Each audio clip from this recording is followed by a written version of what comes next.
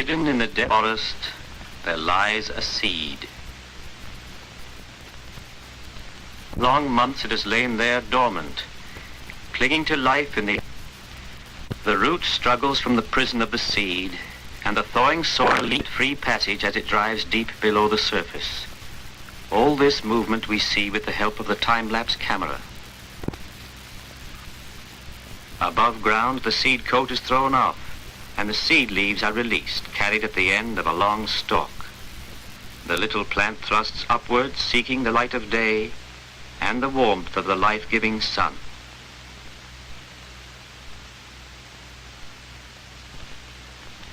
For the period of rapid growth, the seedling is as more leaves appear and spread their thin blades to the light of the sun.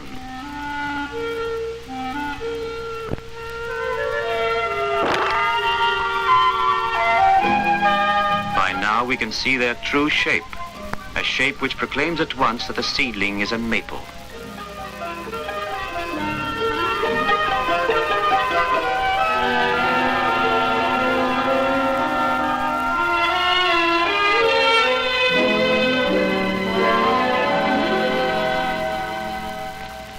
In Canada alone, there are 10 different native species of maple, which between them span the continent from coast to coast. The mountain, Manitoba, red, the broadleaf, Douglas, striped and vine, the silver, sugar, and the black. In the early days of the pioneers, all species of maple were tapped for their sugary sap. In fact, maple syrup was about the only source of sugar the settlers had. Today, the syrup is obtained only from the black maple and the sugar maple.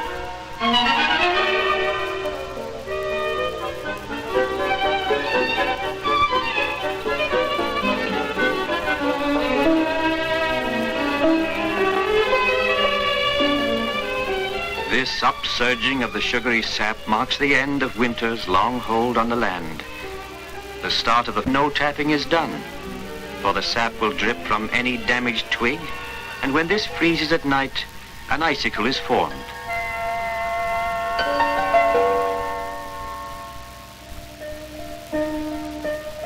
When the sap reaches the buds far out on the branches and twigs, spring has indeed arrived. The dormant buds burst, and the leaves unfold.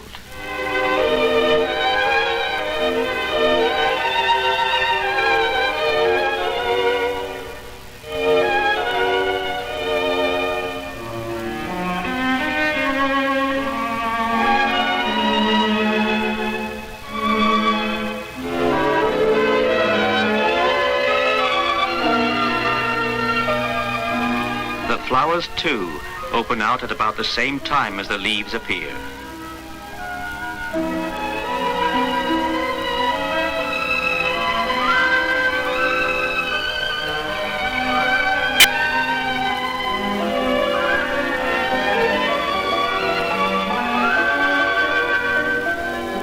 The air is heavy with the scent of flowers, and the land is clothed in lush, new-grown foliage, the fresh green of early spring.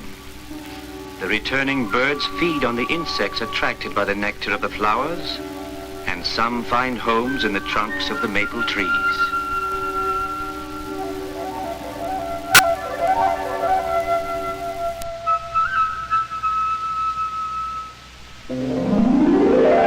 Soon forest and glade wear the green mantle of early summer. The promise of spring has been fulfilled.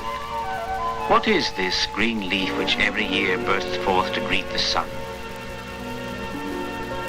It is the most important organic structure in existence, the basis of all life as we know it. For ultimately, it is the green leaf upon which all life on this planet depends, even mankind.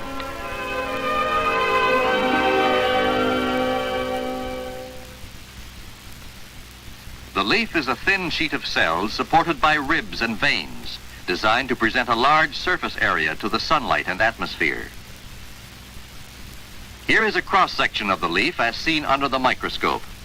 Not much detail of the various cell layers can be made out, so we must use a diagram of a small piece of the leaf as it would appear very highly magnified.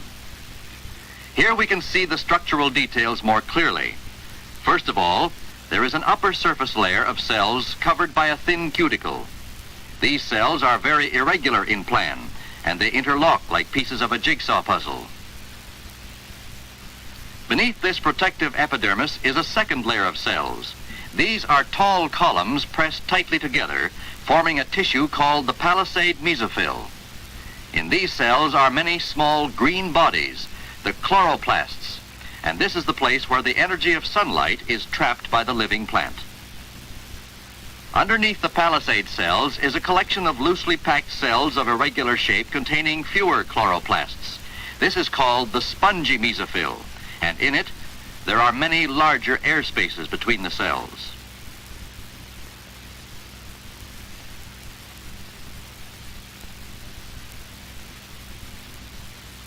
The lower surface of the leaf is made of interlocking cells very similar to the upper layer, with one important difference which we shall see later.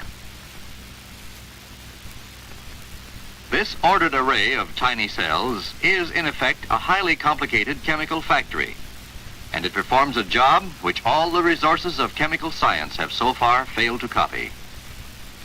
Briefly, the leaf is able to take the raw materials, carbon dioxide from the air, water and mineral salts from the earth, and with the energy of sunlight, it is able to turn these simple substances into complex food for the living plant.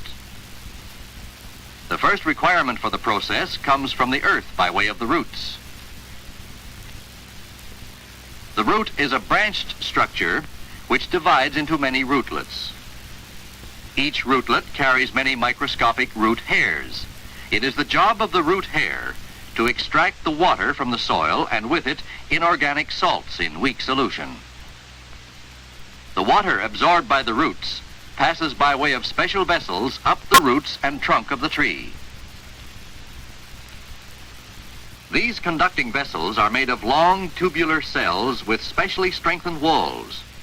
Here is one such cell which has been separated from the surrounding tissues so that its shape can be seen. And here is another. Many such cells are placed end to end, forming little pipes along which liquid may flow.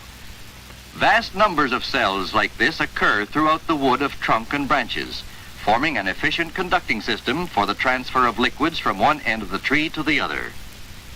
In this transverse cut surface of wood, viewed under the microscope, we can see the open ends of the conducting vessels.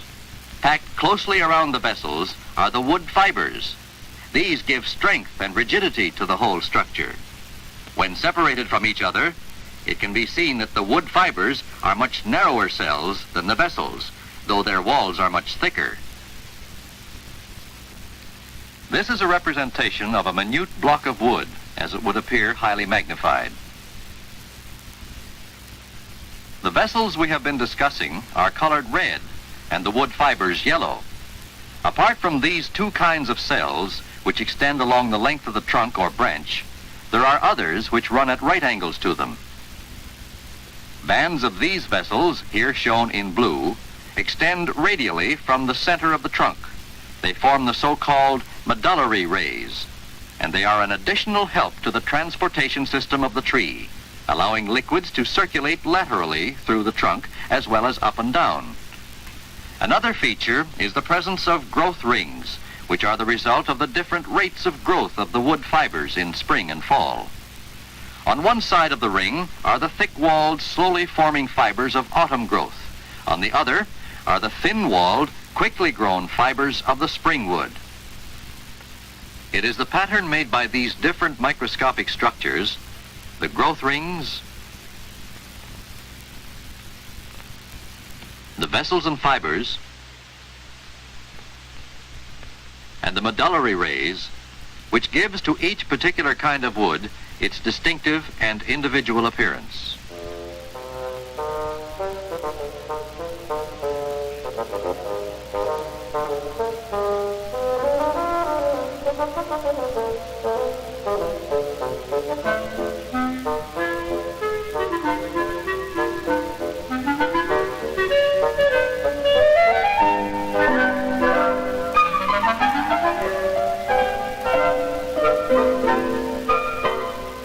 Up this transportation system, then, the water rises by way of the trunk and branches. An incredible distance when one thinks of the microscopic size of the conducting tubes. Right into the smallest twigs the tiny tubes extend, and finally into the stalks or petioles of the leaves.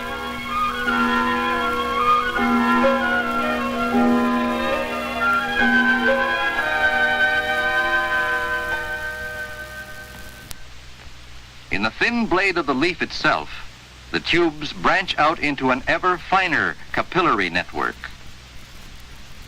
In this time-lapse sequence of a leaf, we can watch the water, dyed blue so that it can be seen, traveling along the tube's journey to the cells of the leaf.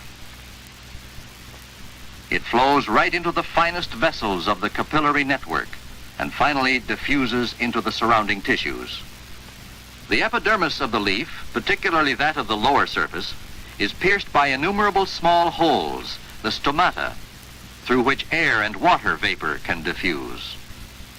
Each hole is guarded by two special cells, which are able to alter their shape according to the prevailing atmospheric conditions, and so control the size of the hole and rate of diffusion. It is through these stomata that surplus water escapes as vapor into the surrounding atmosphere. This process is called transpiration.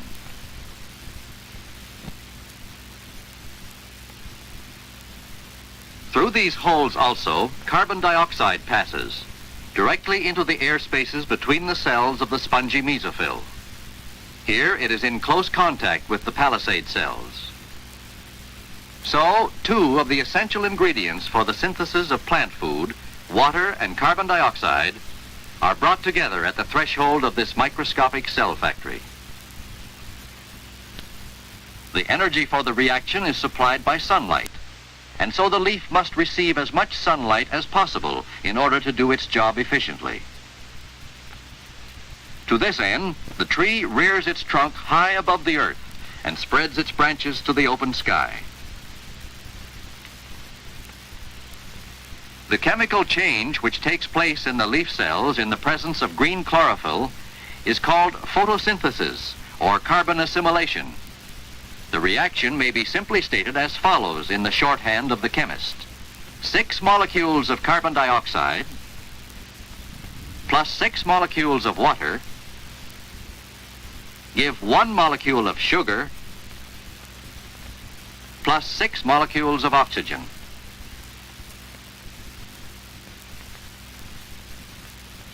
One of the end products of this reaction is oxygen. The fact that oxygen is given off by the living plant when it is exposed to sunlight has been known for a very long time.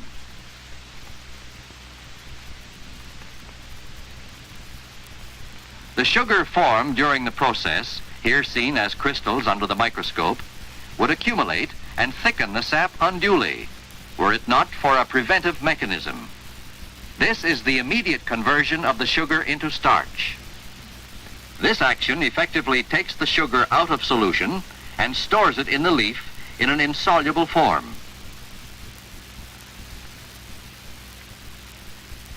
The formation of starch in a leaf is easily demonstrated by one of the standard laboratory experiments. A leaf is exposed to sunlight behind a patterned mask, which excludes the light from a part of its surface.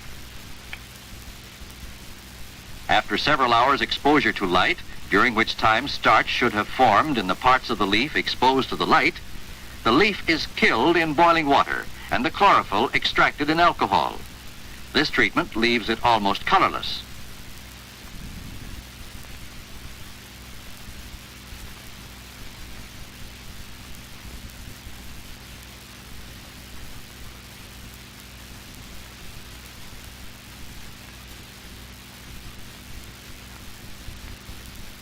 The leaf is then treated with a solution of iodine. When iodine reacts with starch, a dense black substance is formed.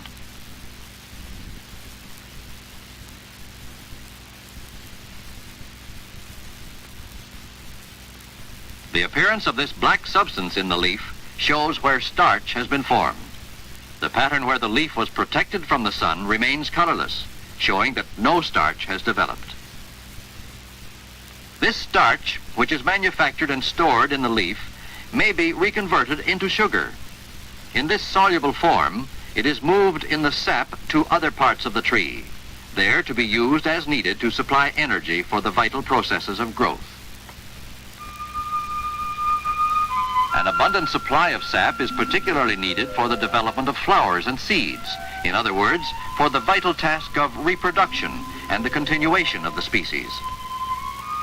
The flowers, though small, are by no means inconspicuous when massed on the trees in the spring. Their form varies in the different species of maple. In some species, the sexes are separate, one flower bearing the male and another the female elements. In others, the pollen-bearing and seed-forming functions are performed by one and the same flower. Pollination is brought about by the wind. The pollen is blown from the anthers of one flower to the stigma of another. As soon as the mature flowers have been pollinated, the seeds begin to develop. The seeds are called samaras, or keys. In some species, these keys remain hanging on the trees for the whole of the summer. In years of plenty, the trees are heavily loaded.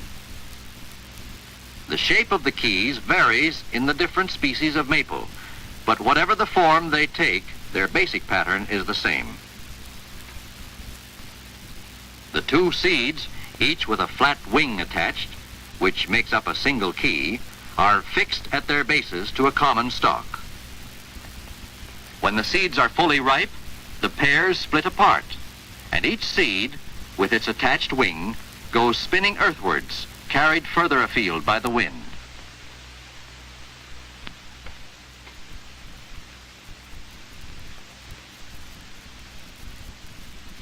And here, where the seeds fall to the ground, they lie the whole long winter through. Eventually, the forest floor becomes densely carpeted with young seedlings. Only a few of these will survive the struggle for food and light, the depredations of animals, and the rigors of winter. But some will survive, and in time, there will be built up a ground cover of young saplings. These are the future monarchs of the forest, which will grow up strong enough to withstand raging gales and to support the burden of winter's snow. And all this strength is built up with infinite slowness and patience by the mysterious alchemy of the small green leaf.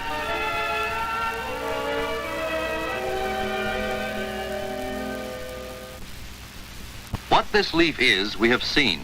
What it does, we know. But how it does it, no man knows. The secret lies locked in the properties of the green stuff, chlorophyll, which can be extracted easily from any plant. Besides the chlorophyll, there are other colored substances present in leaves, which can be separated from the green with suitable solvents. Normally, the yellow pigments, carotene and xanthophyll, though always present, are masked by the chlorophyll. Here, the two colors are clearly defined. It is only with the advent of autumn, with the breakdown of the chlorophyll pigments, that the presence of the yellow and orange pigments becomes obvious. Then the vivid yellow and orange foliage stands out in all its glory. But by far the most startling change in the autumn scene is provided by the great variety of red colors of the maples and other trees. These colors are the product of an entirely different set of pigments, the anthocyanins, which are not normally present in green leaves. But in the fall, they are developed during the breakdown of the cell contents of the leaves as a result of cold nights succeeding warm and sunny days. These, then, are the colors with which nature paints the glories of the fall. From east to west, the hills are touched with flame. From north to south, the valleys rung with fire. Millions of maples flaunt countless crimson banners to the sky.